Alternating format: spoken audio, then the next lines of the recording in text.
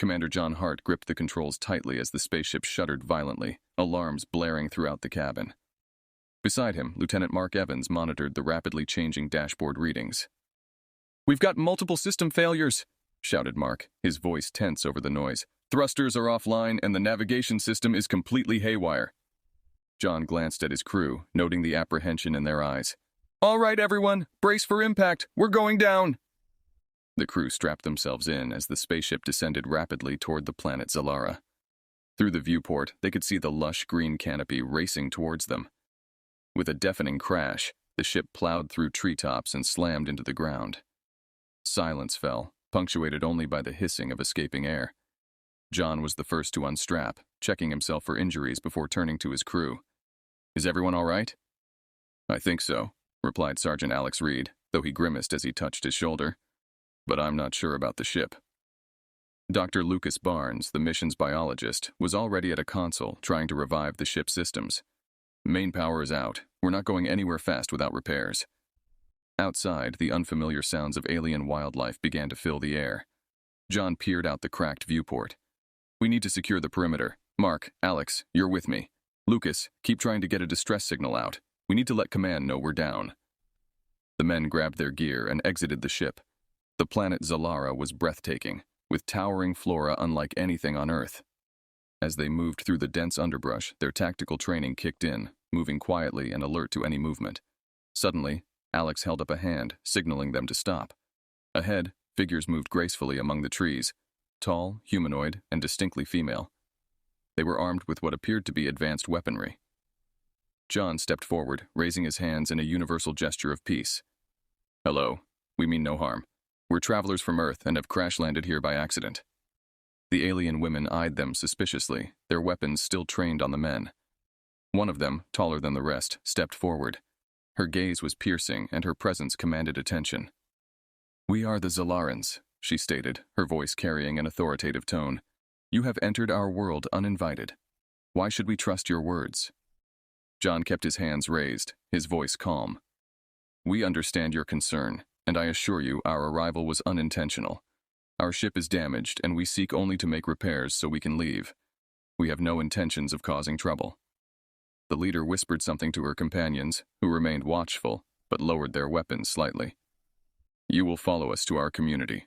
Our council will decide your fate." With no real choice, John nodded. "We'll cooperate. Lead the way." As they followed the Zalarans through the lush forest, Mark leaned in to whisper, "Think they'll help us?" John kept his eyes on the backs of their alien guides. "Let's hope they're open to dialogue. Keep sharp and stay respectful. We need them on our side if we're going to get off this planet." The march continued in tense silence, the humans taking in every detail of this alien world. It was clear that survival here would depend as much on diplomacy as it would on their skills as soldiers and explorers. The Zalaran procession led Commander John Hart, Lieutenant Mark Evans, and Sergeant Alex Reed through the dense foliage, their path illuminated by bioluminescent plants that cast an eerie glow. Eventually, they arrived at a strikingly structured village, where organic architecture merged seamlessly with advanced technology, reflecting the sophistication of Zalaran civilization. The astronauts were ushered into a large, dome-like council hall, where intricate carvings adorned the walls, depicting various aspects of Zalaran life and history. The air was thick with the scent of exotic flowers, and the sound of a harmonious, unfamiliar music filled the space. Inside, the Council of Zalaran leaders awaited, their expressions unreadable. The crew was positioned at the center of the hall, under the watchful eyes of the armed guards. A tall, regal woman stepped forward, her presence commanding immediate attention.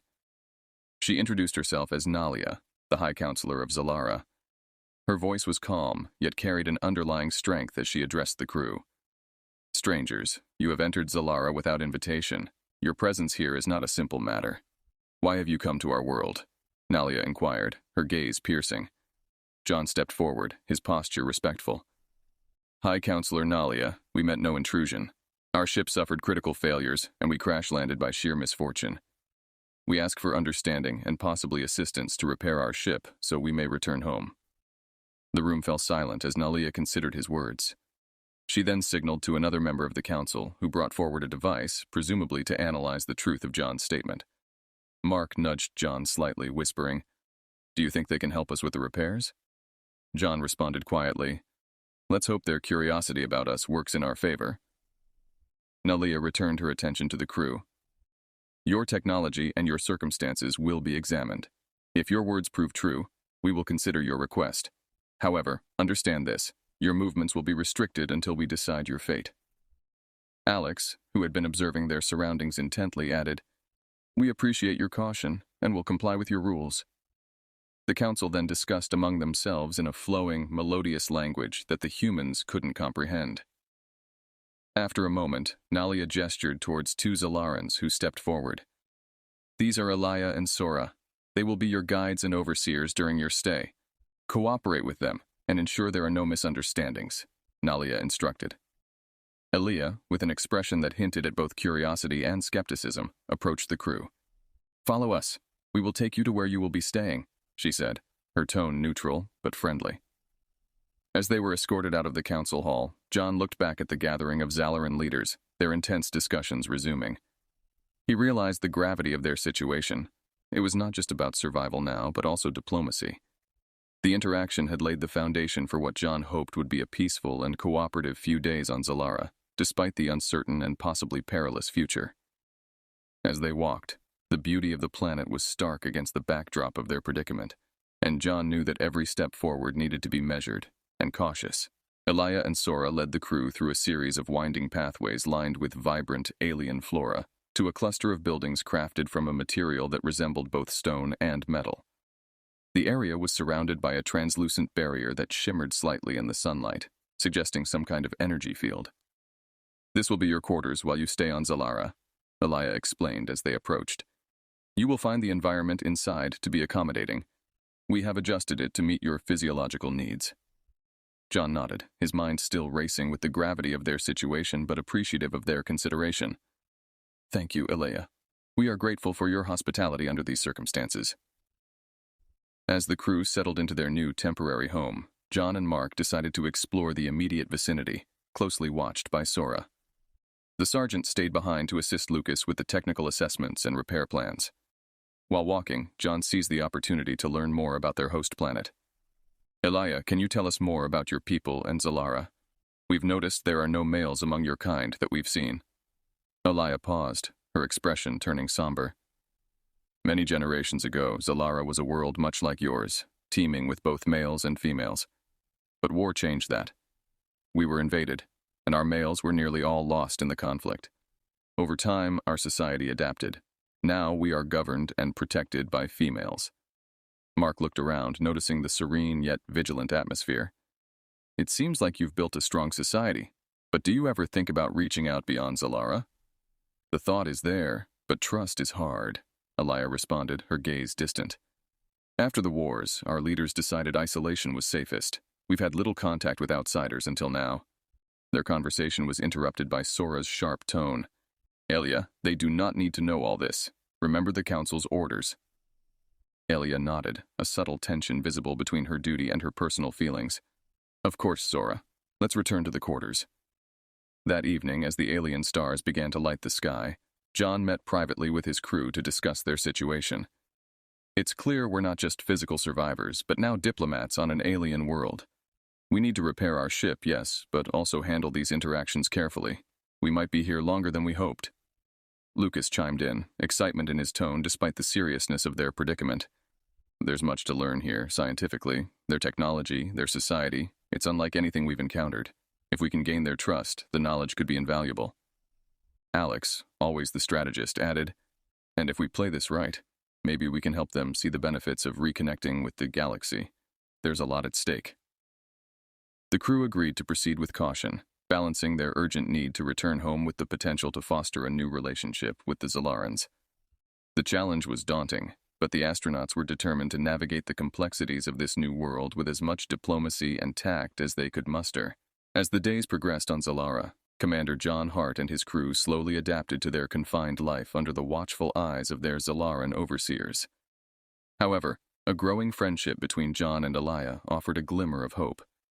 During their supervised walks, Elia often shared insights about Zalaran culture and technology, which she had cautiously begun to divulge. One evening, as the sunset cast long shadows over the luminescent flora, Elia spoke in a hushed tone. John, I've been thinking a lot about what you've said about Earth and other planets. It's made me question our isolation. John looked around to ensure they were relatively alone, then replied, Elia, isolation might protect you from threats, but it also keeps you from allies. On Earth, we've learned that sometimes the right alliances can make us stronger. Elia nodded, her face reflecting the inner conflict. I know some technology that could help fix your ship. It's advanced and forbidden for outsiders to learn about, but I believe helping you might start a change here. John sensed the risk Elia was taking and felt the weight of her trust. Elia, we appreciate your help, and we won't misuse it. How can we do this without putting you in danger? She outlined a plan to covertly access materials and information needed for the ship repairs. There's an old research facility not far from here, rarely used at night. We can find what you need there. The next few nights, under the guise of further cultural exchange walks, John and Elia, sometimes accompanied by Mark or Alex for additional support, gathered necessary components and data. Each excursion brought them closer, but also heightened the risk of discovery. Meanwhile, Lucas and Alex worked together inside, using the gathered materials to slowly piece together the damaged parts of their ship's engine. The progress was slow, given the need to keep their efforts hidden from the Zalarans overseeing their stay. Their secretive operations continued smoothly until one night, Sora grew suspicious. She confronted Elia, her tone accusatory. Elia, you've been unusually interested in these humans. Ensure you are not compromising our principles. Elia managed to deflect Sora's suspicions with talk of ensuring the humans posed no threat through closer observation. However, the close call shook her. We need to be more careful, she warned John. Sora is not easily fooled. Acknowledging the increasing danger of their situation, John reassured Elia of his crew's commitment to their mutual respect and discretion. We're close to having everything we need. Once the ship is ready, we'll leave without causing any trouble for you or your people. Their alliance, built on a shared vision of opening Zalara to the universe once more, had grown strong. Yet, as they neared their goal, the risks they were taking became ever more apparent, casting shadows of doubt on their hopeful plans. The tension on Zalara escalated as Elia's collaboration with the astronauts became more ambitious. With each passing day, the risk of discovery grew, compounded by the crew's progress in repairing their ship. The situation reached a critical point when a routine inspection by Zalaran security unexpectedly aligned with one of John and Elia's late-night operations at the research facility. Caught off guard and with crucial components in hand, they barely managed to hide as patrols passed by. Breathing a sigh of relief, Elia whispered, That was too close. We can't keep meeting like this. It's only a matter of time before we're caught. John nodded, acknowledging the gravity of their predicament. Let's focus on assembling what we've already collected. We should lay low for a while. Back at their temporary quarters, the crew worked with renewed urgency to integrate the stolen technology into their ship's systems. Lucas and Alex, taking the lead on the technical aspects, marveled at the sophistication of the Zalaran technology, which was both a boon and a challenge due to its complexity. Meanwhile, the growing unease among the Zalaran populace, sparked by rumors of human presence and unusual activity, prompted Nalia and the council to call a community meeting. The hall was filled with voices of concern and curiosity, as many Zalarans questioned the wisdom of their leaders' strict isolationist policies. Elia, standing among her peers, felt a swell of responsibility. She saw this as an opportunity to advocate for change. Taking a deep breath, she addressed the council. We have learned much from the humans, not just about technology, but about the benefits of interaction with other cultures. Perhaps it's time we reconsider our stance. Her speech ignited a mix of support and outrage. The debate raged, exposing a rift in the community between traditionalists and progressives. The council was forced to acknowledge the divide, and a decision was made to investigate the humans' activities more thoroughly. The investigation led the Zalaran authorities directly to the astronauts' quarters, where they discovered the advanced repairs underway. The scene confirmed their worst fears about technology transfer and collaboration.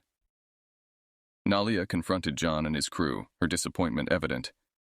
You have betrayed our trust, Commander Hart. This alliance with Elia was not sanctioned, and you have endangered the sovereignty of Zalara. John stepped forward, his expression earnest. High Counselor, we meant no disrespect. We only sought to repair our ship and return home. Elia showed us that cooperation could be beneficial for both our peoples. The standoff was interrupted by a group of progressive Zalarans, led by Elia, who arrived to defend the humans. This isn't just about them, Elia argued passionately. It's about our future. We can't remain cut off from the galaxy forever. We must learn to adapt and evolve. The council was divided, but the tide of opinion was turning. Realizing the potential for a deeper societal conflict, Nalia called for a recess to deliberate further. In the meantime, Elia and her supporters rallied around the astronauts, providing them with protection and continuing to argue for a re-evaluation of Zalaran policies. The Zalaran Council's decision to deliberate on the astronauts' fate and the implications of Elia's actions escalated tensions on the planet. As news of the impending council decision spread, factions formed among the Zalarans, with some supporting Elia's call for openness and others staunchly defending their isolationist stance. John and his crew, now firmly in the middle of an ideological battle, prepared for any outcome. Their primary goal remained to finish their ship repairs and return home, but they increasingly felt a responsibility to support those who had risked everything for them. One morning, as the sun rose over Zalara's vibrant landscape, Elia arrived at the astronauts' quarters with a group of her supporters. The council is deeply divided, she informed John. Some are calling for severe penalties for us, fearing that our actions threaten the very fabric of Zalaran society. John nodded, understanding the gravity of the situation. We'll stand with you, Elia. You've shown us incredible kindness and courage. We can't just leave you to face the consequences alone. As they spoke, alarms sounded throughout the settlement. The traditionalist faction had decided to take matters into their own hands, launching an attack to seize the astronauts and forcibly dismantle their nearly repaired ship. The progressive Zalarans, alerted by their network, quickly organized a defense. The area around the spaceship became a battleground. John, Mark, and Alex, trained in combat, joined the Zalarans in defending their position. Blaster fire lit up the area, and the air was filled with the sounds of shouts and clashing technology. Amidst the chaos, Elia led a small team on a mission to retrieve additional supplies from the research facility, crucial for the ship's final repairs. Stay safe, she told John before leaving. We'll be back as soon as we can. As the battle raged, Lucas, who had stayed behind to work on the ship, made a breakthrough. The engine is almost functional. We just need a bit more time, he shouted over the commotion, his voice a beacon of hope amid the despair. The fighting intensified, but the astronauts and their allies held their ground. After hours of conflict, the Zalaran security forces, seeing the determination of the progressive faction and fearing further escalation, intervened to broker a ceasefire. With the immediate threat subdued, Nalia and the council arrived at the scene, witnessing firsthand the passion and resolve of their people. Faced with a potential civil war, they were forced to reconsider their previous stance. In an emergency session of the council, Nalia spoke. We have seen today that our world is changing. Perhaps it is time for us to change with it. Let us find a new path, one that embraces cautious engagement with the galaxy. The council agreed to a provisional truce and granted John and his crew the permission to leave Zalara, provided they shared no sensitive technology with the outside world. Furthermore, they decided to initiate a controlled opening of diplomatic channels, guided by Elia and her faction, who had shown that they could lead with both wisdom and strength. As the astronauts finished their repairs, they felt a mix of relief and sadness. They had come to respect and admire the Zalarans, particularly those who had become their friends. John looked at Elia, who had returned safely with the needed supplies. Thank you, he said, for everything. You've changed us, and perhaps we've changed Zalara too. Elia smiled, a mixture of triumph and melancholy in her eyes.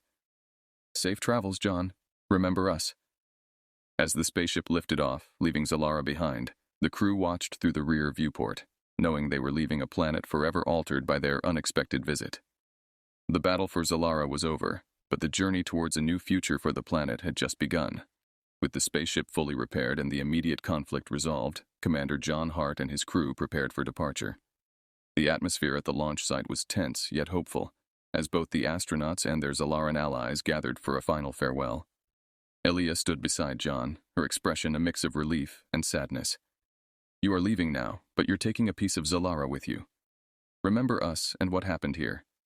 Let it guide your interactions with others in the galaxy. John clasped her hand warmly. Elia, you've given us far more than shelter and aid. You've opened our eyes to new possibilities. We won't forget you or what we've learned on Zalara. As the astronauts boarded their craft, the progressive Zalarans, led by Elia, watched with mixed emotions.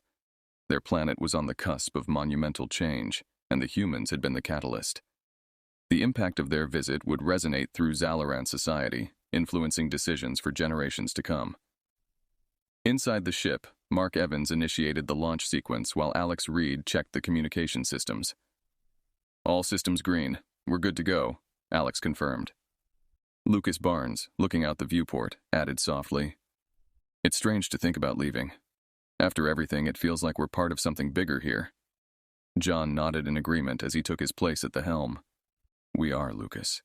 We've started something that won't end with us leaving. Elia and her people will continue it."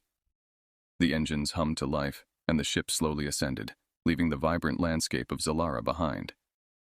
As they broke through the atmosphere, John took one last look at the planet that had been their unexpected home. Back on Zalara, Elia returned to the council, where debates about the future continued. With the humans gone, the traditionalists and progressives had to find common ground. Elia advocated for a new Zalara, one that would embrace a cautious but inevitable engagement with the broader universe. Meanwhile, in space, the crew debriefed, discussing the potential repercussions of their time on Zalara. "We'll need to report everything," John said, "but let's make sure we protect Zalara's interests as much as we can. They're not ready for full exposure yet." "Agreed," Mark replied. "We frame this as a successful negotiation and cultural exchange. It might help ease any tensions about other civilizations." As the spaceship neared Earth, communications from their home base flooded in, eager for updates. John crafted their messages carefully, highlighting the diplomatic success and the mutual benefits of the interaction, while omitting sensitive details that could jeopardize Zalara's safety and newfound path. Upon entering Earth's orbit, the relief of seeing their home planet was overwhelming. Yet each member of the crew carried the weight of their experiences, knowing their adventure had changed them profoundly. "We've done something unique, gentlemen," John said as they prepared for re-entry. "Let's ensure the story is told right." The ship descended towards Earth, greeted by the eager faces of their colleagues and the glare of media cameras. As they stepped out, the questions began, but John and his crew were ready. They shared their extraordinary journey, crafting each word to honor the commitment they had made to their friends light years away. As the debriefings and celebrations ensued, each member of the crew carried with them the lessons of Zalara. Lessons of courage, change, and the power of reaching out across the stars. Their adventure had ended, but the impact of their journey was just beginning to unfold. Commander John Hart stood at the command bridge of the spacecraft, watching Earth grow larger and more defined with each passing moment. The crew around him busied themselves with the tasks required for re-entry, their actions precise and methodical, but the cabin was quiet, reflective. They were all thinking about Zalara, the planet they had unintentionally changed, and how it had changed them in return. "Approaching Earth's atmosphere," Lieutenant Mark Evans announced, breaking the silence. "Prepare for re-entry sequence." As the ship penetrated the Earth's upper atmosphere, the hull began to rumble, a physical reminder that they were finally home. John felt a mix of relief and nostalgia wash over him.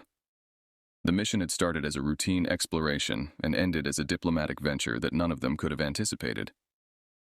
The ship landed smoothly at the designated spaceport, where they were greeted not just by military personnel and scientists, but also by a swarm of media, all eager to hear about their encounter with the Zalarans. In the weeks that followed, John and his crew underwent debriefings and interviews. They recounted their story, careful to protect the Zalaran secrets and their planet's location. The world was fascinated by their tales of a society run by women, advanced technology seamlessly integrated with nature, and the ethical challenges they'd navigated. Meanwhile, back on Zalara, Elia worked with her fellow council members to steer their society through the reforms they had begun.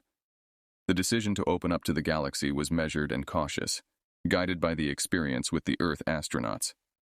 They established a controlled communication link with Earth, allowing for cultural exchanges and technological collaboration at a pace that suited both worlds. On Earth, John often found himself at the Space Agency's observatory, gazing at the stars, his thoughts drifting back to Zalara. The mission had given him a deeper understanding of the universe's complexities and the varied forms that courage and leadership could take. Months later, at a global conference on interstellar relations, John was a keynote speaker. He talked not just about the technical aspects of space travel, but about the broader implications of their interactions with the Zalorans. Every star in the sky represents a potential world of wonders and challenges, he told the audience. Our approach must be one of humility and respect, for we are not just explorers or diplomats, but also guests in the homes of others. The speech was well received, sparking discussions on future missions that would prioritize ethical considerations and mutual benefits. As the conference concluded, John returned to his hotel room, his mind buzzing with the conversations of the day. He looked out at the city lights below, a stark contrast to the bioluminescent beauty of Zalara. Pulling out a small holographic device given to him by Aaliyah, he watched a message she had sent, a greeting and a reaffirmation of their ongoing friendship and cooperation. "Commander Hart," Aaliyah's hologram began, her voice as clear as if she were in the room with him. "Zalara thrives, and we remember who helped us see beyond our horizons. We are looking forward to building this new path together, one step at a time." John smiled, his heart warmed by the message. He replied with his own update, sharing news of Earth's developments and their hopes for the partnership. As he sent the message into the vastness of space, John felt a profound connection to the universe. The stars no longer seemed distant and cold, but rather like beacons guiding him to the next adventure. Earth was his home, but the universe was his responsibility, a delicate balance of exploration and preservation, waiting for the next chapter.